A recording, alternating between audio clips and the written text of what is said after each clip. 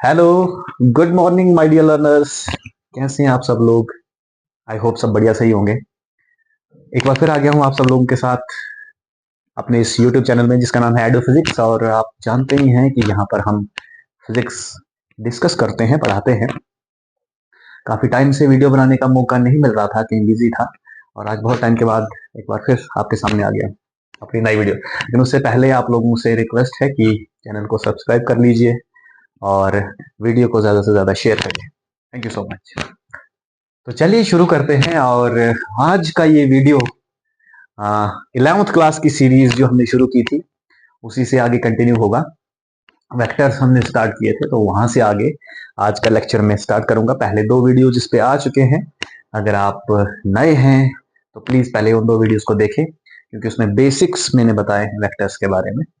आज हम उस लेक्चर को, मतलब उस सीरीज को आगे कंटिन्यू करेंगे और आज का लेक्चर शुरू करेंगे। तो चलिए शुरू करते हैं। तो जहां तक मुझे, पहले हम अपने दो पुराने लेक्चर्स को थोड़ा अगर रिवाइज करें, याद करें, तो वहां पर हमने जो है वेक्टर्स बेसिक्स देखे थे। वेक्टर्स क्या होते हैं, वेक्टर स्केलर्स क्या होते हैं, ठीक है। बहुत सारी एग्जांपल्स मैंने आपको दी थी। और उसके बाद डिफरेंट टाइप्स ऑफ वेक्टर्स हमने वहां पर पढ़े थे, ठीक है ना। Parallel vector, equal vectors, coplanar vectors, है ना, जीरो वेक्टर। और लास्ट में आई थिंक पहुंचे थे हम यूनिट वेक्टर पे, जहां पर मैंने आपको यूनिट वेक्टर का इंपॉर्टेंस बताया था कि यूनिट वेक्टर क्यों इतना इंपॉर्टेंट है और उसका मतलब क्या होता है, ठीक है। तो उसी को कंटिन्यू करेंगे। और अगर आपको याद हो तो मैंने बताया था कि यूनिट वेक्टर एक ऐसा वेक्टर है जिसका, कोई भी वेक्टर जिसका मैग्नीट्यूड 1 हो उसको आप यूनिट वेक्टर कह सकते हैं ना। तो इसका सिग्निफिकेंस क्या है, मतलब क्यों हमने यूनिट वेक्टर का कॉन्सेप्ट दिया है? क्योंकि हर वेक्टर के पास अपना एक यूनिट वेक्टर होता है। अगर मेरे पास कोई वेक्टर है, जैसे ये वेक्टर है, दिस इज वेक्टर, आपको पता ही है, this is a symbol of vector. तो मैंने आपको एक चीज तो बताई है कि जो वेक्टर होता है उसमें मैग्नीट्यूड होता है उसका, ठीक है ना, मैग्नीट्यूड होता है, और साथ में उसका डायरेक्शन कंपोनेंट होता है ना, डायरेक्शन कंपोनेंट। तो मैं प्लस कर, तो इस प्लस का मतलब आप ये मत समझना कि मैग्नीट्यूड और डायरेक्शन ऐड हो रहे हैं। इट इज जस्ट रिप्रेजेंटेशन की एक वेक्टर में मैग्नीट्यूड और डायरेक्शन होता है, ठीक है। यू कैन, मतलब आप समझ सकते हैं इस चीज को। तो डेफिनेटली अगर मैं ऐसे लिखूं, मतलब अगर मैं इस वेक्टर को, मतलब इस ए वेक्टर को इसके मैग्नीट्यूड से ही डिवाइड कर दूं, है ना, बात मैंने आपको पहले बताई हुई है। इसके मैग्नीट्यूड से अगर मैं डिवाइड कर दूं तो डेफिनेटली मैग्नीट्यूड और मैग्नीट्यूड जो है वो कैंसिल आउट हो जाएगा। तो आपका जो रिजल्टेंट होगा, जो नई चीज बनेगी वो क्या बनेगी? जो वेक्टर हुआ उसमें क्या चेंज आई, मतलब आपने इसको इसके मैग्नीट्यूड से डिवाइड कर दिया तो क्या आया, आपके पास मैग्नीट्यूड 1 हो गया और प्लस डायरेक्शन हो गई, है ना। मतलब जब आप एक वेक्टर को उसके मैग्नीट्यूड से डिवाइड करते हैं तो जो नया वेक्टर मिलता है उसका मैग्नीट्यूड 1 होता है और डायरेक्शन तो वही रहेगी जो इस वेक्टर की है। तो ये जो आपके पास नया वेक्टर बना ना, this is somehow, this is called as unit vector. ये, और ये किसका यूनिट वेक्टर है? ए का यूनिट वेक्टर है। इसका यूनिट वेक्टर है ए का, तो I can write it as A cap, ठीक है ना। तो इसका मतलब ये हुआ, इसका मतलब ये हुआ कि देखो अब मैं क्या करता हूं, ऐसे लिख सकता हूं कि ए वेक्टर को जब मैंने ए वेक्टर के मैग्नीट्यूड से डिवाइड किया तो मेरे पास ए वेक्टर का यूनिट वेक्टर आया, ठीक है ना।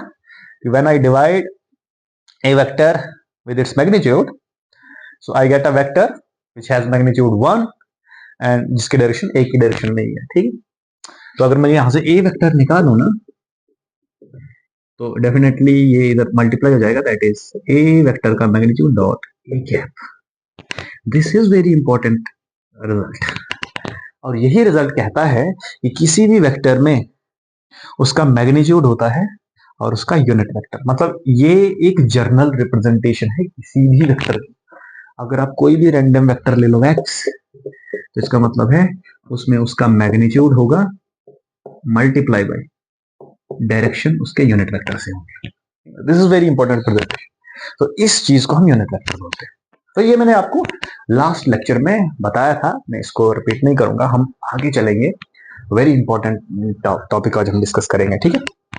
तो चलिए शुरू करते हैं। तो अब मैं इन्हीं यूनिट वेक्टर से आपको फंडामेंटल यूनिट वेक्टर्स बताता हूं, जिनको हम ऑर्थोगोनल यूनिट वेक्टर्स भी बोल सकते हैं।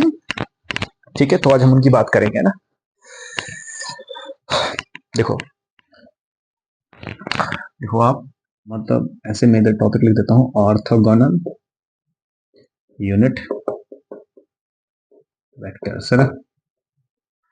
वैसे ऑर्थोगोनल वेक्टर्स क्या होते हैं, अगर आपको याद हो तो ऑर्थोगोनल वेक्टर्स दो वेक्टर्स होते हैं which are perpendicular to each other, है ना। तो मतलब दो वेक्टर जो एक दूसरे के परपेंडिकुलर हो ना, दो से ज्यादा भी हो सकते हैं, तीन वेक्टर्स म्यूचुअली परपेंडिकुलर हैं, उनको हम क्या बोलेंगे, ऑर्थोगोनल वेक्टर्स। अब इनको ऑर्थोगोनल वेक्टर्स नाम क्यों दिया हुआ है, देखो मैं तीन एक्सिस ड्रॉ करता हूं यहाँ पे, three dimension Cartesian system. This is your for example y axis, this is my x axis and this is my z axis, है ना। इमेजिन इट थ्री डायमेंशन, हम 2D में हैं बोर्ड पे, तो इसलिए डायग्राम ऐसे होता है। दिस इज ओरिजिन, ठीक है ना, this is your x axis, this is your y axis. मैं सिर्फ पॉजिटिव एक्सिस ले रहा हूं, नेगेटिव की बात भी करेंगे। ओके, तो ये एक कार्टेशियन सिस्टम है और इसमें ये तीनों axis they are mutually perpendicular to each other, है ना। ये तीनों लाइन एक दूसरे के म्यूचुअली परपेंडिकुलर है, तो ये ऑर्थोगोनल लाइंस हो गई, है ना। ओके, सो ये हमारे पास एक फ्रेम ऑफ रेफरेंस होता है, ये एक बेसिक चीज है जो फिजिक्स में इसके बिना काम नहीं चलता है, कार्टेशियन सिस्टम के बिना। तो ये तीन फंडामेंटल डायरेक्शन होगी, समझ लीजिए, along X axis, along Y axis, along Z axis, है ना। फॉर एग्जांपल मैं अज्यूम करता हूं एक यूनिट वेक्टर, मैं एक अज्यूम करता हूं वेक्टर, यूनिट वेक्टर जिसका मैग्नीट्यूड 1 है, मतलब यूनिट वेक्टर, और उसका डायरेक्शन एक्स एक्सिस के अलोंग है। तो मैं इधर एक बना लेता हूं, जैसे ओरिजिन से एक वेक्टर एक्स एक्सिस के अलोंग है, एंड इस वेक्टर का जो मैग्नीट्यूड है दैट इज 1। तो डेफिनेटली ये क्या हो गया, यूनिट वेक्टर, है ना। इसकी डायरेक्शन किस तरफ है, एक्स एक्सिस के अलोंग है। किसके अलोंग है, एक्स एक्सिस के अलोंग। तो हम इस वेक्टर को मतलब यूज कर सकते हैं किसी भी वेक्टर को, किसी भी वेक्टर की डायरेक्शन देने के लिए जो वेक्टर किसके अलोंग हो, एक्स एक्सिस के अलोंग। तो अब इस वेक्टर को हम एक सिंबल से रिप्रेजेंट करते हैं, that is known as I cap. I symbol दिया है इसको, और कैप तो आपको पता ही है, इट इज डिनोटिंग कि ये वेक्टर यूनिट वेक्टर है, इसका मैग्नीट्यूड 1 है, ठीक है। ओके, सिमिलरली वाई एक्सिस के अलोंग एक वेक्टर है जिसका मैग्नीट्यूड 1 है, तो उसको जे सिंबल से रिप्रेजेंट किया जाता है, दैट इज कैप, ठीक है। और जेड एक्सिस के अलोंग जो वेक्टर होता है, unit vector, that will be represented as K cap.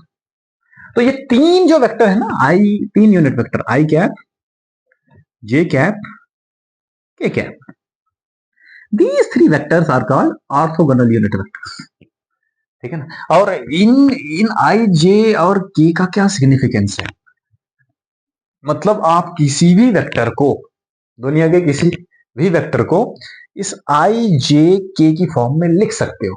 कैसे, देखो जो मैंने पीछे आपको डेफिनेशन लिखा है कि किसी भी वेक्टर को आप उसका मैग्नीट्यूड और उसके यूनिट वेक्टर की फॉर्म में लिख सकते हो, तो वैसे ही अब मैं एक एग्जांपल देता हूं, है ना।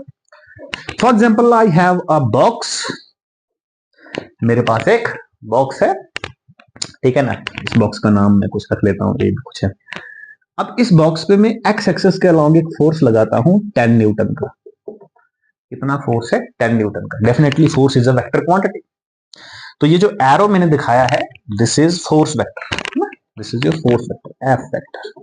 इसका मैग्नीट्यूड कितना है, 10 न्यूटन। अब मैं इसको कैसे लिख सकता हूं, मैं इसको ऐसे लिखूंगा, force vector F is equal to, force vector F is equal to, सबसे पहले वेक्टर का क्या लिखा जाता है, मैग्नीट्यूड। तो इसका मैग्नीट्यूड कितना है, 10, तो मैंने लिख दिया 10, यूनिट डेफिनेटली न्यूटन में ही होगा, 10। Okay, multiply by unit vector along the direction of the force. अब देखो फोर्स की डायरेक्शन में यूनिट वेक्टर, तो ये फोर्स किसकी डायरेक्शन में है, एक्स एक्सिस की डायरेक्शन में है, तो हम एक्स एक्सिस वाला यूनिट वेक्टर लेंगे, दैट इज आई कैप। तो I can write it as I cap, तो simply I can write as 10 I cap, ठीक है। सिमिलरली अगर कोई वेक्टर वाई एक्सिस की तरफ है, तो मैं इसका मैग्नीट्यूड इनटू जे कैप। कोई वेक्टर अगर जेड एक्सिस के डायरेक्शन में है तो how we can write it as उसका magnitude into K cap. So इस तरह से इन तीन वेक्टर्स को रिप्रेजेंट किया जा सकता है, इन तीन वेक्टर्स को रिप्रेजेंट किया जाता है। इन तीन वेक्टर्स की हेल्प से हम किसी भी वेक्टर को रिप्रेजेंट करते हैं, that is general form of the vector. Now some of you must worry कि आपने एक्स एक्सिस वाई एक्सिस और जेड एक्सिस के बारे में तो बोल दिया, बट अगर मान लो मेरे पास एक वेक्टर ऐसा है ना, जो कि ना कि एक्स एक्सिस के अलोंग है, ना कि वाई एक्सिस के अलोंग है, ना कि जेड एक्सिस के अलोंग है, वो कहीं समहाउ बीच में है ना। फॉर सिंपलिसिटी मान लो मैं ये वेक्टर जो है ये एक्स वाई प्लेन में मानता हूं। मतलब कहने का मेरा ये मतलब है कि प्रॉब्लम को सिंपल करने के लिए मैं पहले 2 डायमेंशन लेता हूं, क्योंकि 3 डायमेंशन थोड़ा सा कंफ्यूज हो जाओगे, तो इसलिए मैं 2 डायमेंशन लेता हूं। चलो, ये एक्स एक्सिस, ये वाई एक्सिस है ना, तो आई कैप और जे कैप। तो मैंने बोला था कि अगर कोई वेक्टर एक्स की डायरेक्शन में है तो आई कैप लगाते हैं, जे की डायरेक्शन में है, सॉरी वाई की डायरेक्शन में है तो we can use J cap. But intermediate में है ना बेटा, ऐसे if some vector is like this, आप फिर इसको कैसे लिखेंगे? देखो ये तो बहुत ही मतलब बहुत इंटरेस्टिंग चीज है, अभी हम पढ़ेंगे आगे ये चीज, लेकिन मैं थोड़ा सा हिंट देता हूं। अभी अभी अभी बताऊंगा तो वो आपको समझ में नहीं आएगा ना, क्योंकि अभी हमने एडिशन ऑफ वेक्टर नहीं पढ़ा है, अभी हमने रेजोल्यूशन ऑफ वेक्टर नहीं पढ़ा है। तो फिर भी मैं बता देता हूं कि होगा क्या एक्चुअली में। ये जो वेक्टर है आपका, मान लो इस वेक्टर को मैं आर वेक्टर बोलता हूं ना, तो जब हम इस आर वेक्टर को लिखेंगे ना, तो इसमें आई कैप भी आएगा और इसमें जे कैप भी आएगा। ठीक है, क्यों? क्योंकि देखो ये वेक्टर जो है ना वो एक्स और वाई के बीच में है, ठीक है ना। तो इसका कुछ हिस्सा मतलब इसका कुछ डायरेक्शन एक्स एक्सिस के अलोंग भी है। मतलब मान लो अगर आप किसी ऑब्जेक्ट, यहां पर कोई ऑब्जेक्ट रखा हुआ है ना, तो अगर आप उसको आगे फोर्स लगाओगे तो आप एक्स एक्सिस के अलोंग फोर्स लगा रहे हो, अगर आप ऊपर फोर्स लगाओगे तो वाई एक्सिस के अलोंग फोर्स लगा रहे हो ना। बट आप ना ऊपर लगा रहे हो ना आगे, यू आर समवट, मतलब आप फोर्स उसको कुछ एंगल में लगा रहे हो। तो मैं आपसे पूछूं, बताओ जी आप किस डायरेक्शन में फोर्स लगा रहे हो? तो आप बोलोगे कि दोनों डायरेक्शन में एक साथ फोर्स लगा रहे हो, है ना। कुछ हिस्सा फोर्स का अलोंग द एक्स एक्सिस है और कुछ हिस्सा फोर्स का अलोंग द वाई एक्सिस है ना। यू कैन से दैट कि ये जो फोर्स है ना, या ये जो वेक्टर है, फोर्स वेक्टर जो आप लोग बोले हो यहाँ पे, मैंने आर, चलो एफ लिख देते हैं क्योंकि मैं फोर्स की बात कर रहा हूं, तो एफ लिख देते हैं कि ये जो एफ वेक्टर है इसके 2 कंपोनेंट्स हैं, है ना, एक एक्स एक्सिस के अलोंग और एक वाई एक्सिस के अलोंग, है ना। अब उन कंपोनेंट्स को कैसे फाइंड करते हैं? यहां से परपेंडिकुलर ऐसे ड्रॉप करते हैं, यहां से परपेंडिकुलर ड्रॉप करते हैं, तो ये एक्स वाला कंपोनेंट होता है, ये वाई वाला। ये आगे हम और डिस्कस करेंगे, वो उसमें नहीं जाना चाहता। तो कहने का मेरा मतलब ये है कि ये जो एफ वेक्टर है इसको हम कैसे लिखेंगे फिर? सबसे पहले मैं एक्स एक्सिस के कंपोनेंट की बात करता हूं, है ना। तो एक्स कंपोनेंट में जो एफ एक्स का एफ का जो एक्स कंपोनेंट है वो ये वाला है ना। तो इसका मैग्नीट्यूड मान लो एफ एक्स है ना, एफ एक्स। तो एक्स कंपोनेंट है ना इनटू इसका यूनिट वेक्टर क्या आएगा? आई कैप। लेकिन इसमें वाई कंपोनेंट भी है प्लस एफ वाई, मतलब वाई कंपोनेंट का मैग्नीट्यूड इनटू जे कैप है। सो आप देख सकते हैं कि ये वेक्टर भी आई और जे की फॉर्म में हमने लिख दिया। और अगर सेम ये वेक्टर थ्री डायमेंशन में होता, मान लो अगर एक्स एक्सेस वाई एक्सेस और जेड एक्सेस तीनों एक्सेस अगर आप लेते, तो फिर एफ वेक्टर में आई कैप भी आता, जे कैप भी आता और के कैप भी आता, है ना। तो इन जनरल कहने का मेरा मतलब ये है कि हम किसी भी वेक्टर को आई जे के की फॉर्म में लिख सकते हैं और लिखते हैं, ठीक है ना। और ये फंडामेंटल यूनिट वेक्टर्स हो गए, ठीक है ना, इसीलिए ये बहुत इंपॉर्टेंट है। I J and they are called as orthogonal unit vectors, है ना। मान लो आप एक्स एक्सिस के अलोंग किसी वेलोसिटी से चल रहे हो, 20 मीटर पर सेकंड की वेलोसिटी से एक्स एक्सिस के अलोंग चल रहे हो, तो आप उसको कैसे लिखोगे? 20 आई कैप। अच्छा, अगर अगर अगर माइनस में जा रहे हो, नेगेटिव एक्सेस में, मैं नेगेटिव एक्सेस की भी बात करता हूं ना, वो मैंने की नहीं। अगर आपके मन में क्वेश्चन आएगा कि ठीक है सर, अगर हम पॉजिटिव एक्सेस की तरफ जाते हैं that is your I cap, लेकिन अगर हम नेगेटिव एक्सेस में जाएं तो, नेगेटिव एक्सेस में जाएंगे तो बेटा आई कैप की जगह पर लगाना पड़ेगा माइनस आई कैप, ठीक है ना। मतलब क्योंकि जैसे मान लो मैं आपको एग्जांपल देता हूं, थोड़ा सा रब करते हैं इसको। अब थोड़ा सा मैं कार्टेशियन सिस्टम नेगेटिव एक्सिस से बना लेता हूं, ठीक है ना। ये एक्स है, ये वाई है ना। लेकिन अगर आप इस साइड ले रहे हो, ओरिजिन के इस साइड, तो माइनस आई कैप होगा ये। मतलब आई कैप का नेगेटिव। नेगेटिव ऑफ वेक्टर क्या होता है? एक वेक्टर ए है, तो अगर आपको माइनस ए फाइंड करना है तो just reverse the direction of the vector. आप उस वेक्टर की डायरेक्शन को क्या करते हैं? रिवर्स। तो सिमिलरली अगर आप यूनिट वेक्टर इधर ले रहे हैं तो उसका रिवर्स कितना होगा? माइनस आई। तो सेम एग्जांपल, अगर फोर्स एफ लग रही है नेगेटिव एक्सिस की डायरेक्शन में तो बनेगी एफ आई कैप, लेकिन पीछे माइनस लगेगा इस तरह से, ठीक है।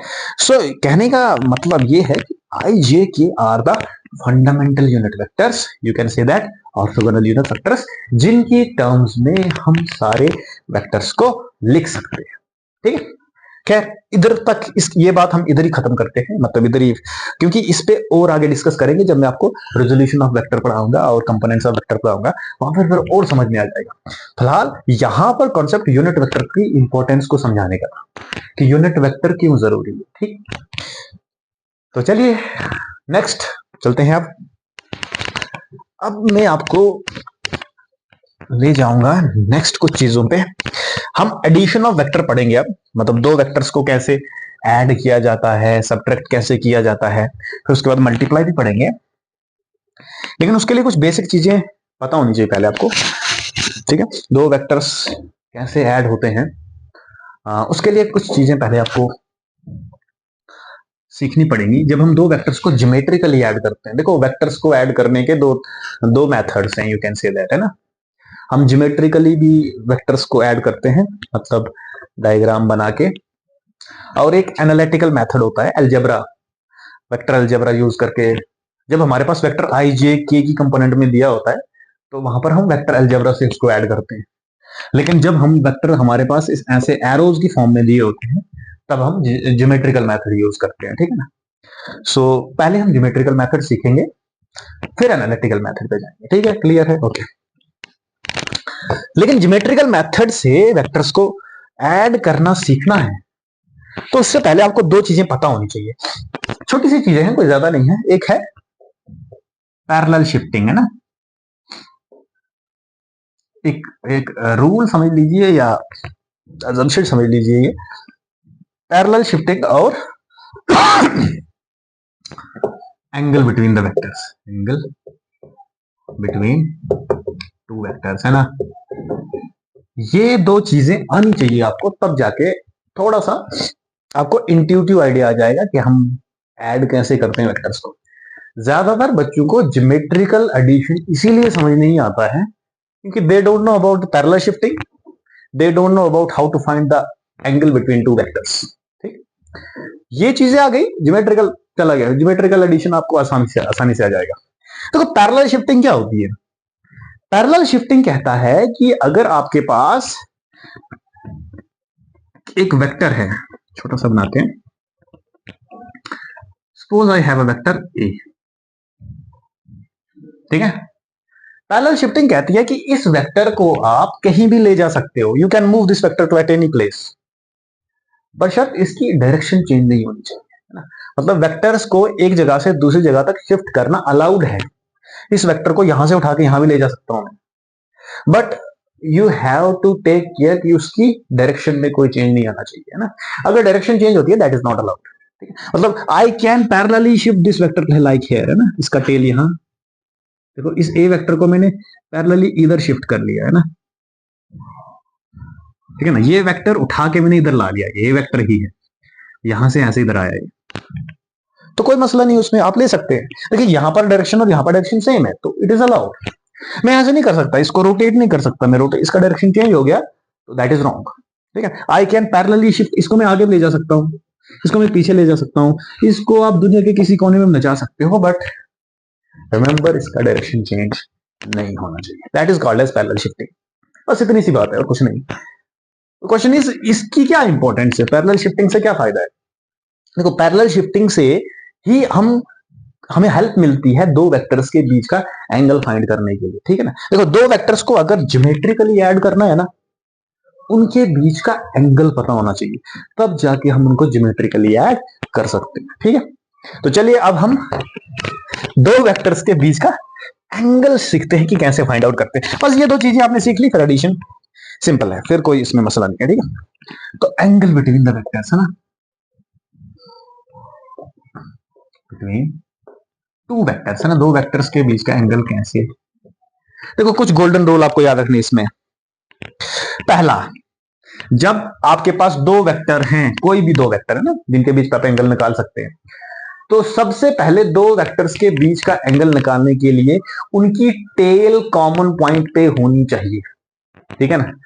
देखो देखो मान लो मैंने दो वेक्टर बना लिया ना, एक दो, ये ए वेक्टर है, ये बी वेक्टर है, okay. These are two vectors, A vector है, B वेक्टर। डेफिनेटली ये को इनिशियल वेक्टर्स हैं, मतलब इनका इनिशियल पॉइंट सेम है, टेल सेम पॉइंट है। तो देखो यहां पर दो एंगल बन रहे हैं, एक तो ये अंदर वाला विच इज हम एक्यूट एंगल लाइक दिस, मतलब थोड़ा छोटा वाला स्मॉलर, और एक बाहर से भी तो बन रहा है ना, ये वाला भी तो एंगल है इनके बीच में, which is reflex angle something like that, है ना।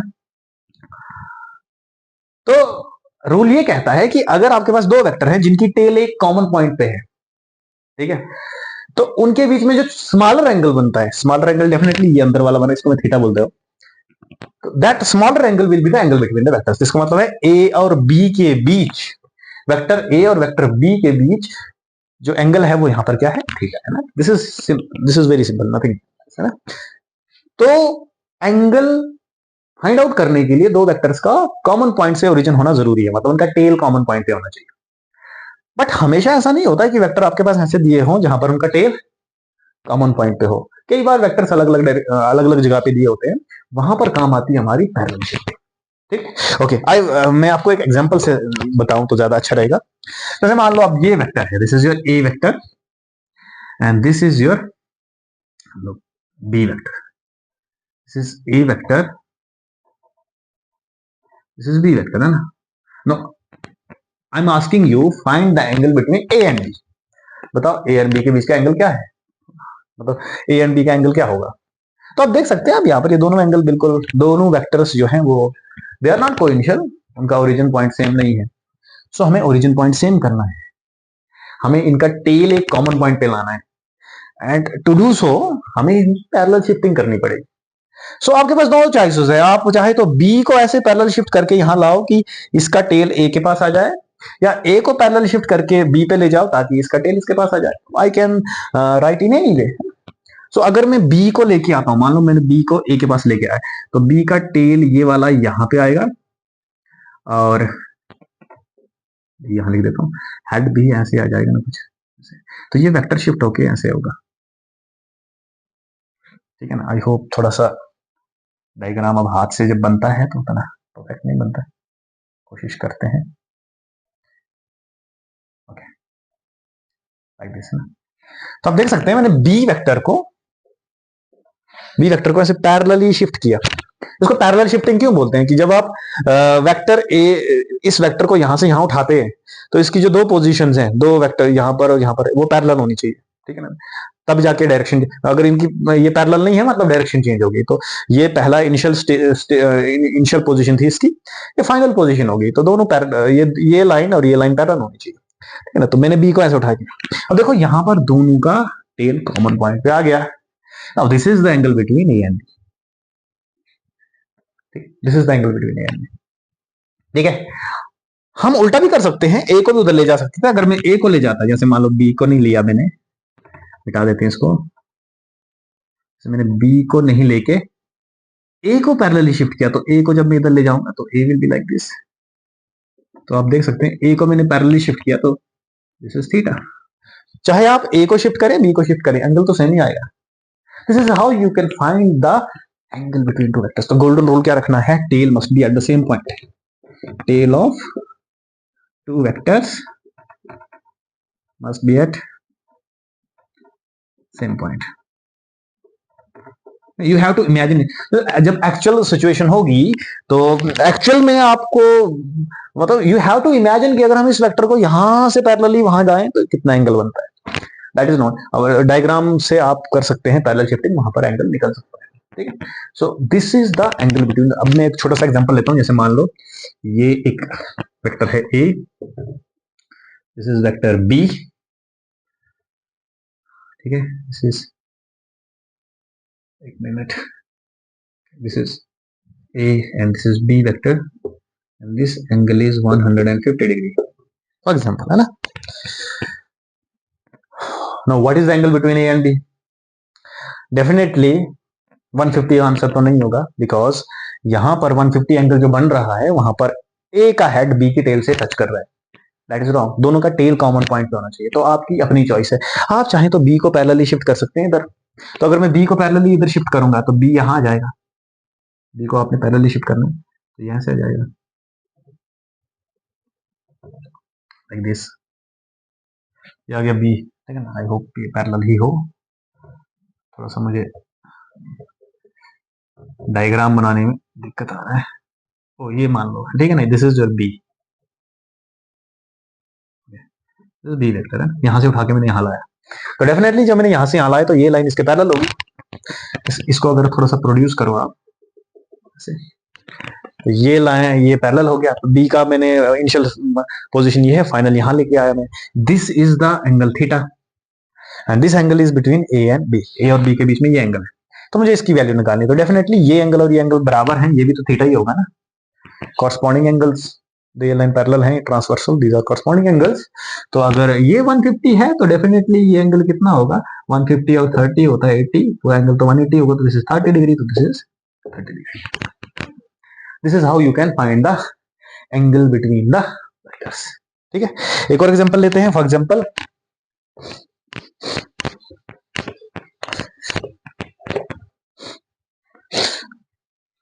मैं एक कार्टेशियन सिस्टम बनाता हूं,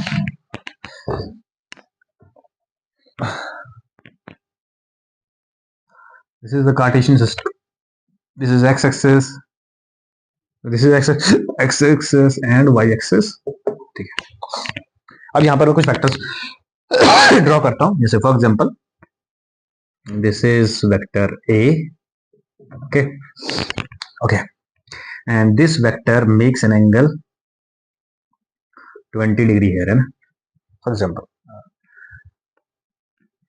और यहां पर एक और वेक्टर लेते हैं, okay, this is vector b and it makes an angle 30 degree है ना, फॉर एग्जांपल, एक मिनट, 15 डिग्री लिख देता है ना, 15 degree, okay, got it, okay.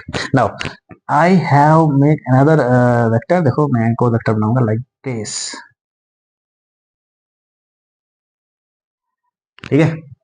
देखना, ध्यान देना यहां पर मैंने वेक्टर कैसे बनाया, ठीक है।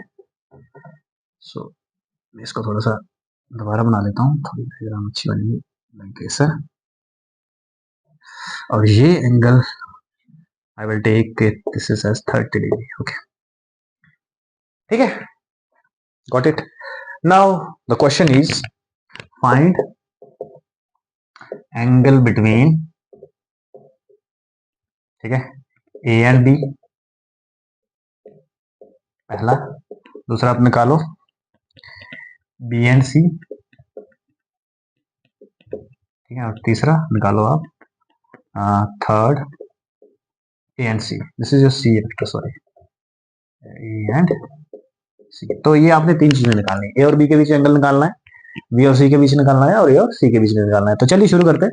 सबसे पहले बात करते हैं ए और बी। तो आप देखो, ए वेक्टर ये है, बी वेक्टर ये है, दोनों का टेल कॉमन पॉइंट पे है, ओरिजिन है ना, तो हमें कुछ पैरेलल शिफ्टिंग करने की जरूरत नहीं है यहाँ पे, हमें जस्ट एंगल कैलकुलेट करना है। तो डेफिनेटली ए, ये एंगल कितना होगा, 90 डिग्री। तो ए और बी के बीच में देखो दो साइड से एंगल बन रहा है, एक इस साइड से और एक इस साइड से। नीचे वाली साइड से जो एंगल है डेफिनेटली बड़ा है, और मैंने शुरू में ही बोला है कि आपने कौन सा एंगल लेना है, स्मॉलर एंगल। यहां से एक और क्वेश्चन बनता है कि दो वेक्टर्स के बीच का मैक्सिमम एंगल कितना हो सकता है, दैट इज 180। मतलब अगर आपके पास दो वेक्टर है तो उनके बीच का मैक्सिमम एंगल कितना हो सकता है, 180, है ना। 180 से बढ़ नहीं हो सकता, 180 से बढ़ेगा एंगल, जैसे मान लो आप बोलोगे मैं 180 से बढ़ा लूंगा, ए वेक्टर ऐसे बना लूंगा, बी वेक्टर मैंने ऐसे बना लिया तो बढ़ गया एंगल, नहीं, फिर आपने ये छोटा वाला लेना है। तो मैक्सिमम वैल्यू जो दो वेक्टर्स के बीच मैक्सिमल वैल्यू एंगल की जो दो वेक्टर्स के बीच में हो सकता है that is 180 degree, not more than that. Okay, तो अब हाँ देखते हैं यहां पर, तो डेफिनेटली मुझे ऊपर वाला एंगल पकड़ना है। तो ए और बी के बीच में कितना एंगल बनेगा, 90 और 20 हो गया 110, 110 और 15 कितना हो गया, 110 और 15 हो गया 125 डिग्री। तो दिस इज 125 डिग्री। ओके, अब हम निकालते हैं बी और सी के बीच में। ठीक है, ये डायग्राम मिटा देता हूं यहां से। तो बी यहां पर है, सी यहां पर है। अब देखो यहां पर करनी पड़ेगी आपको parallel shifting, because B and C, B यहां पर इसका हेड है, तो मुझे इस सी को पैरेलली आगे शिफ्ट करना पड़ेगा ताकि इसका टेल ओरिजिन पे आ जाएगा। तो मैं सी को देखो आपके सामने क्या करते हैं, इस सी को आगे पैरेलली शिफ्ट करते हैं, कर दिया, ये मैं मिटा देता हूं, डॉटेड लाइन से बनाते हैं ना। तो ये पैरेलली हो गया सी। अब सी वेक्टर आपका इधर है, दिस एंगल इज 30, तो दिस एंगल भी कितना होगा 30, that is vertically opposite angles. This angle is 30, ये मैंने पैरेलली शिफ्ट किया ना यहाँ पे, तो ये वाई एक्सिस के साथ वर्टिकली अपोजिट एंगल बनाएगा। दिस इज 30 है तो दिस इज 30, अगर ये 30 है तो ये वाला एंगल कितना होगा 60। ठीक है, तो now what is the angle between B and C, 60 plus 15 that is 75 degree, that is equal to 75 degree. ठीक है, समझ आया आपको, ये था ना आपका सी वेक्टर है ना, इसको मैंने पैरेलली शिफ्ट किया है ना? तो ये एंगल 30 होगा वर्टिकली अपोजिट एंगल, ये एंगल कितना होगा 60, तो that's why your B and C के बीच का एंगल कितना होगा 75 degree. Okay, now A and C, so definitely दिख रहा है ए एंड सी, तो 30 एंड 20 कितना होगा 30 degree. This is how you can find the angle between two vectors. ठीक है, अगर आपको एंगल बिटवीन टू वेक्टर समझ में आया है, पैरेलल शिफ्टिंग आप जानते हैं, you can easily add two vectors geometrically, जिसके लिए हम दो रूल्स पढ़ेंगे, that is triangle law of vector addition and parallelogram law. लेकिन वो हम पढ़ेंगे नेक्स्ट वीडियो में, क्योंकि बहुत लंबा वीडियो बनाएंगे तो फिर उतनी कंसंट्रेशन नहीं बचती है। सो काफी आज इतना, आज का वीडियो हम यही फिनिश करते हैं। नेक्स्ट वीडियो में I will tell you what is triangle law of vector addition and what is parallelogram law of vector addition. Thank you so much.